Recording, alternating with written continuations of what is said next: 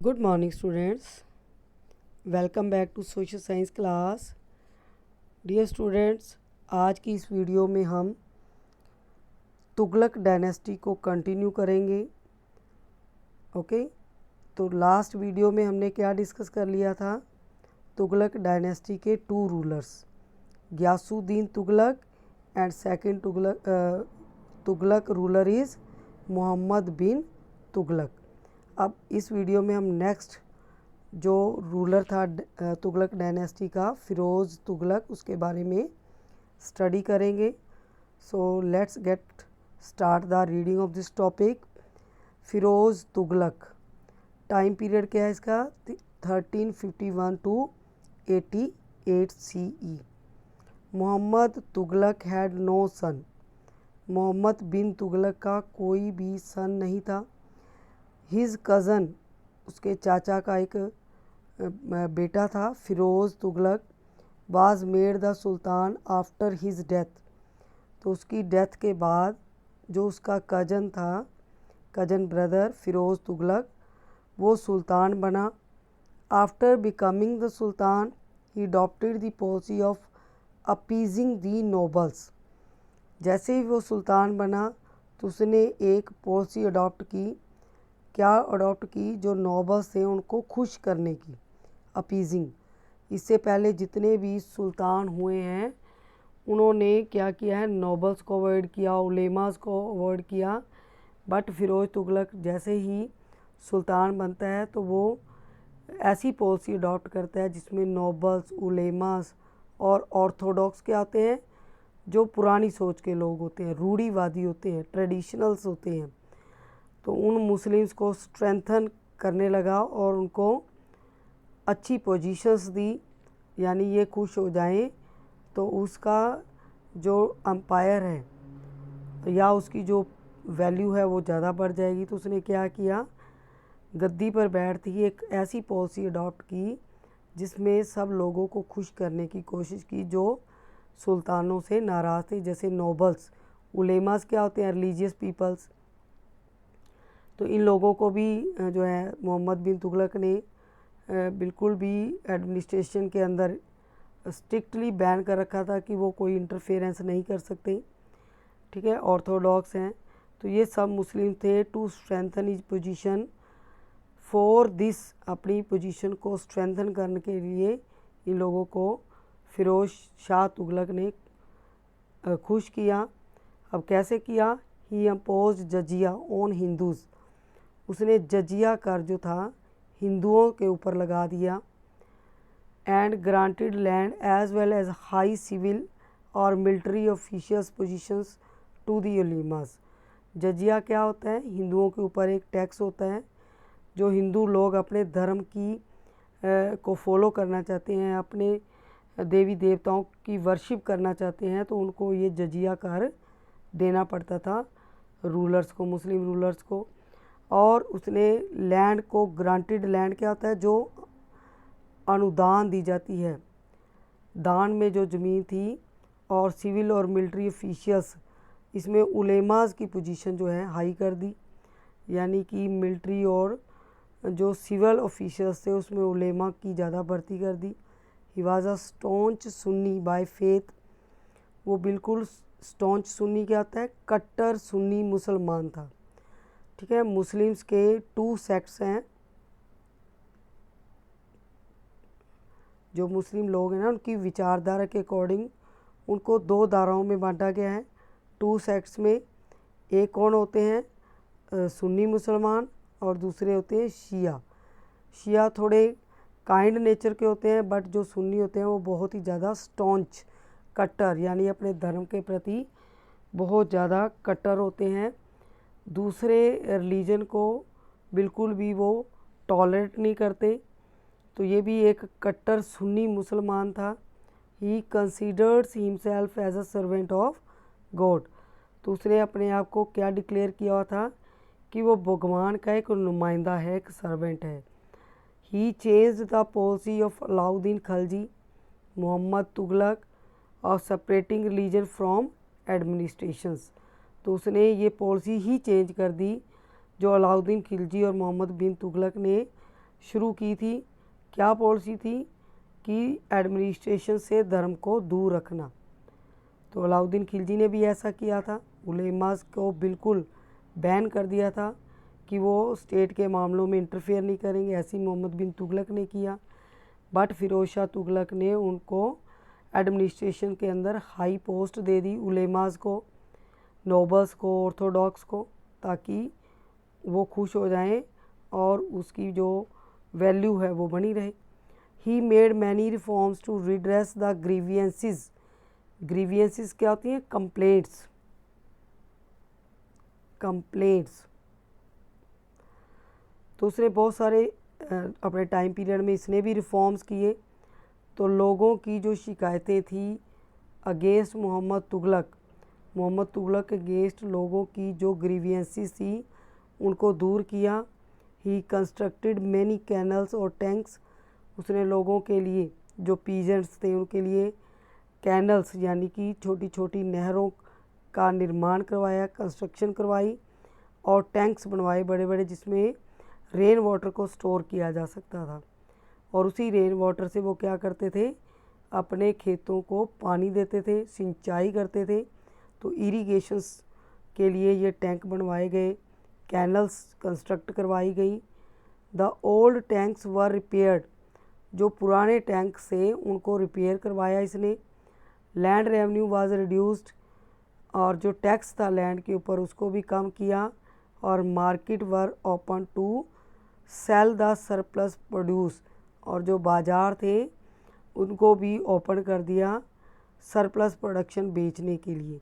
जो भी पीजेंट जो हैं एक्स्ट्रा अनाज उगाते थे तो वो वहाँ पर उनको सेल कर सकते थे। तो यानी कि बाज़ार का जो सिस्टम था उसको कंट्रोल में लिया।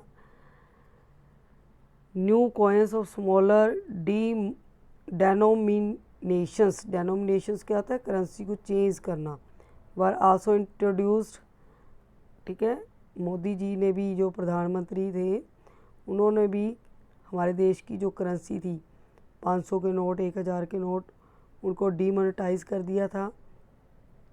तो मोहम्मद बिन तुगलक ने भी जो ओल्ड करेंसी थी जैसे कॉपर कॉइन्स थे मार्केट में, उनको बिल्कुल ख़त्म कर दिया था।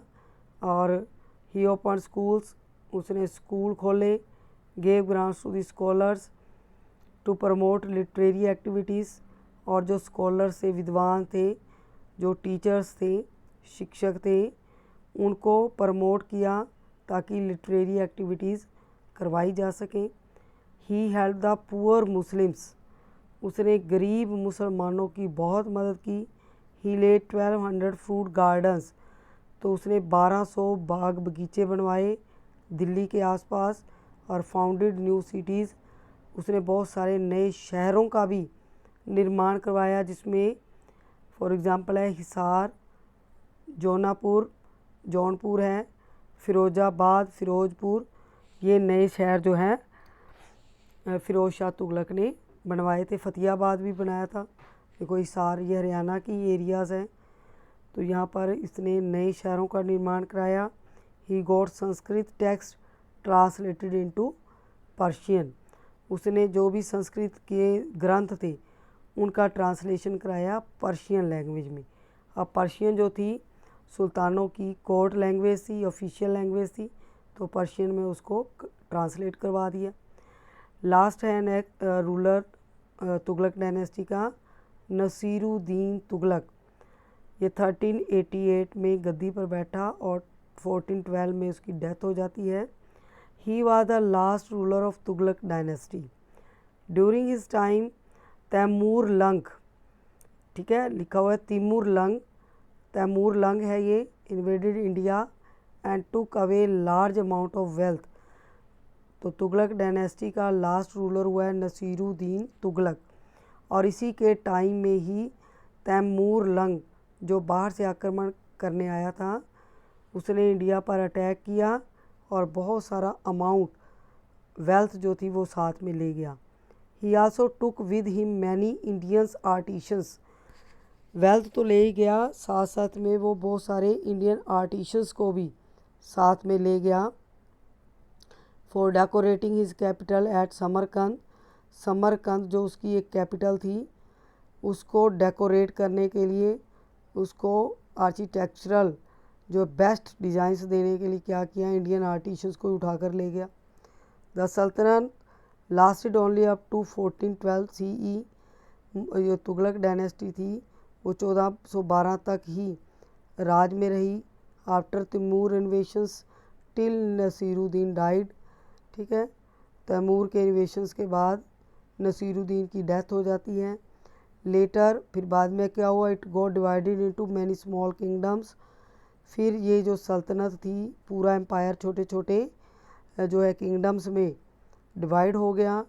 दौलत Khan an amir was appointed as the ruler of Delhi. तो दौलत खान जो एक अमीर क्या था, ये भी एक ऑफिसर होता है दरबार के अंदर, उसको अपॉइंट किया गया दिल्ली का रूलर, शासक। नेक्स्ट जो फोर्थ डायनेस्टी है उसको सिर्फ डू यू नो में दिया गया है। लोधी डायनेस्टी 5th डायनेस्टी है बेटा। तो 4th डायनेस्टी थी सैयद डायनेस्टी।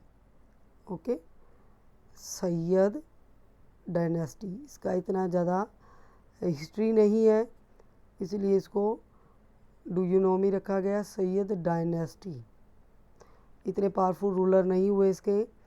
इन 1440 CE सैयद खिज़र खां, ठीक है, इसको क्या बोलेंगे, खिज़र खां, अटैक्ड दिल्ली एंड डिफीटेड दौलत खान। खिज़र खान ने दिल्ली पर अटैक किया और दौलत खान को हरा दिया। और किसकी फाउंडेशन रखी, सैयद डायनेस्टी की। 4 rulers of this dynasty ruled up to 1451 CE when Bahlol Lodi attacked. जब बहलोल लोधी ने अटैक किया 1451 में तो इस डायनेस्टी का एंड हो गया। और इस डायनेस्टी में 4 ही रूलर्स हुए हैं। ठीक है, तो उनका भी टाइम पीरियड बहुत कम है और 1451 में ये डायनेस्टी ख़त्म हो गई। किसकी वजह से, बहलोल लोधी के आक्रमण की वजह से। तो नेक्स्ट डायनेस्टी है लास्ट 5th सल्तनत डायनेस्टी, लोधी डायनेस्टी।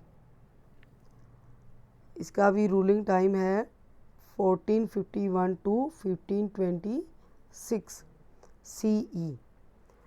तो फर्स्ट इसका जो फाउंडर रूलर है वो है बहलोल लोधी। इसका टाइम पीरियड अलग है, 1451 से लेकर 1489 CE तक इसने दिल्ली की गद्दी पर राज किया। He was an able ruler and a competent general. ये भी एक एबल योग्य शासक हुआ है और एक सेनापति जनरल हुआ है, कमांडर हुआ है।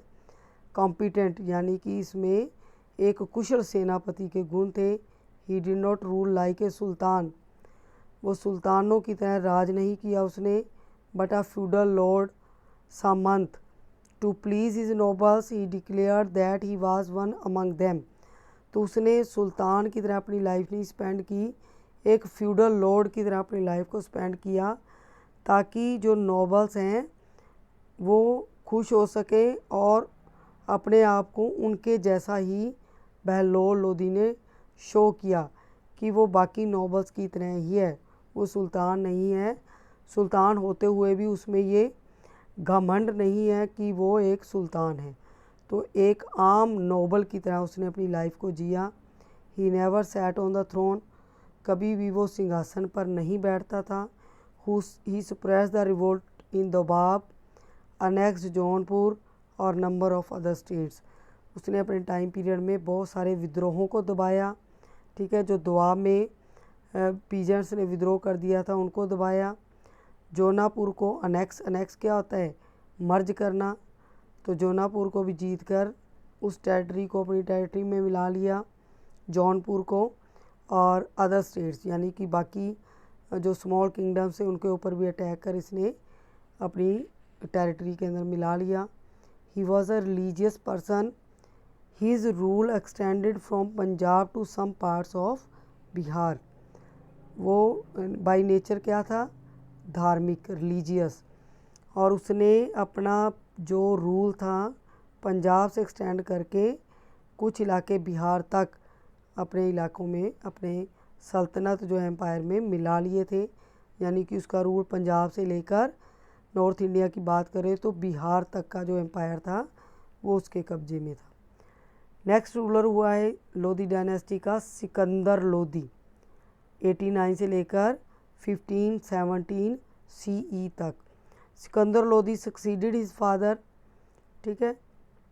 बेलोर लोधी के बाद उसका बेटा सिकंदर लोधी गद्दी पर बैठता है 1489 CE में। He was generous towards, generous क्या होता है, उद्धार, kind, the Muslims and the ulemas, ये भी मुसलमानों के प्रति बहुत उदार हृदय का था और उलेमास को भी बहुत पसंद करता था। He help the poor Muslims and gave money to the poor widows, तो वो जो गरीब मुस्लिम होते थे उनको हेल्प करता था और इवन की जो विडोज़ थी, पुअर विडोज़, ठीक है, gave money to the poor widows, जो विधवा होती थी महिलाएं उनको मदद करता था, पैसा देता था। For the marriage of their daughters, for the marriage of their daughters, ठीक है। तो मुस्लिम और gave money to the poors widows for the marriage of their daughters, widows जो होती थी गरीब, उनको हेल्प करता था ताकि वो अपनी बेटियों की शादी कर सकें, तो उनकी फाइनेंशियली हेल्प करता था।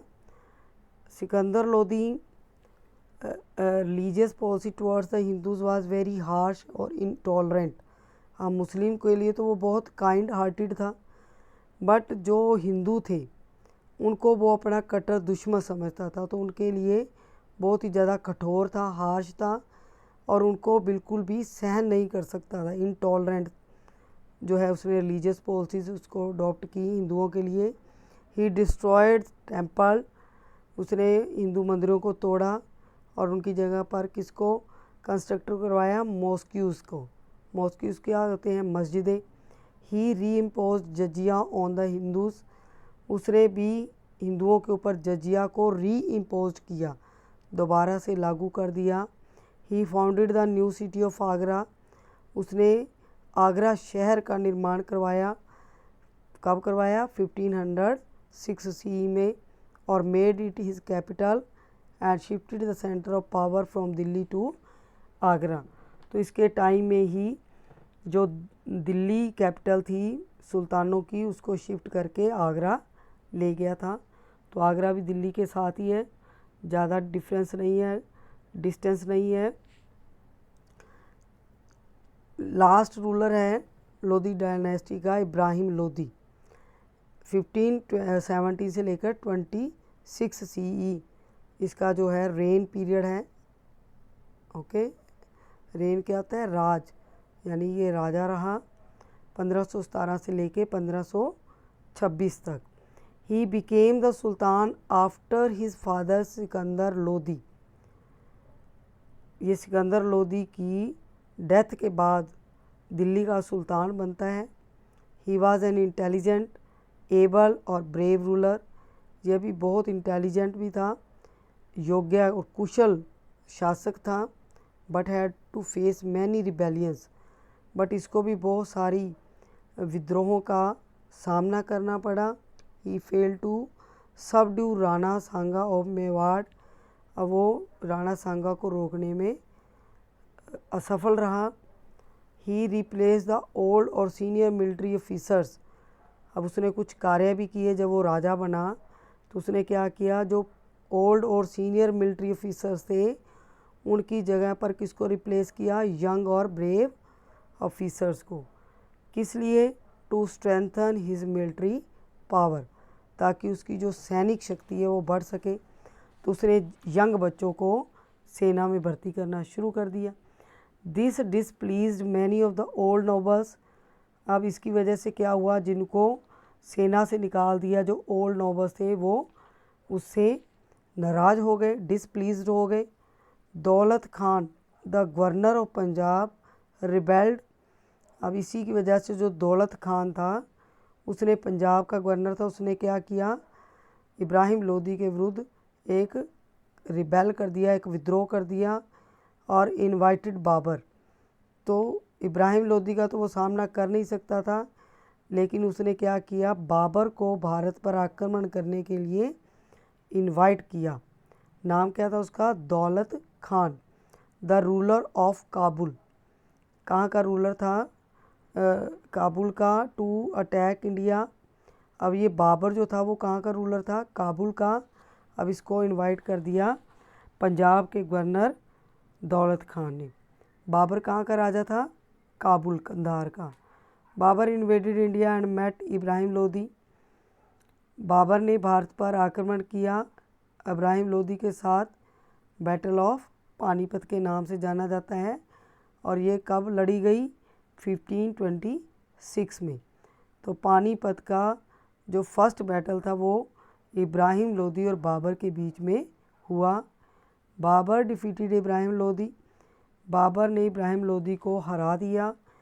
And who was killed in this battle, और इस युद्ध में वो मारा गया। This mark the end of Delhi सल्तनत। अब इस युद्ध का क्या रिज़ल्ट निकला कि सल्तनत पीरियड का एंड हो गया और बिगनिंग किसकी हो गई, Mughal rule in India. Next topic हम नेक्स्ट वीडियो में डिस्कस करेंगे। Till then good bye.